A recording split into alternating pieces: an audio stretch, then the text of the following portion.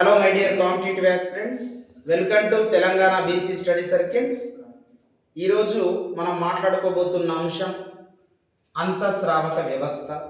దీనిని ఎండోక్రైనాలజీ అని పిలుస్తున్నాము.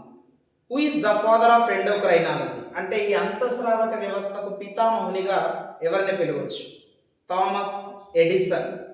మరి వేటిని ఎండోక్రైనల్ గ్లాండ్స్ అంటారు, అనగా అంతఃస్రావిక గ్రంథులని వేటిని పిలుస్తాము?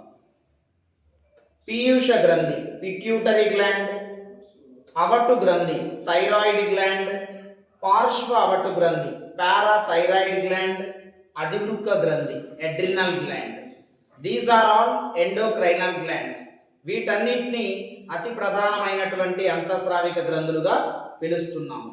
వీటన్నిటిలో ఒక గ్రంథిని మాస్టర్ గ్లాండ్ అని పిలవడం జరుగుతుంది, అంటే అతి ప్రధానమైన గ్రంథి అని. ఏ గ్రంథిని మాస్టర్ గ్లాండ్ అని పిలిచే అవకాశం ఉంది? పిట్యూటరీ గ్లాండ్ అనగా పీయూష గ్రంథిని అతి ప్రధానమైన గ్రంథి అని పిలుస్తున్నాము. మరి అలా పిలవడానికి గల ప్రధానమైన కారణం ఏంటి? ఇటువైపు చూడండి.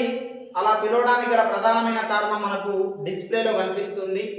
గ్రోత్ హార్మోన్ పెరుగుదల hormone, prolactin thyroid stimulating hormone, follicle stimulating hormone, luteinizing hormone, adrenocorticotropic hormone, axotocins, vasopressins.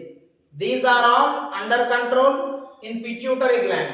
That's why we treated pituitary gland master gland.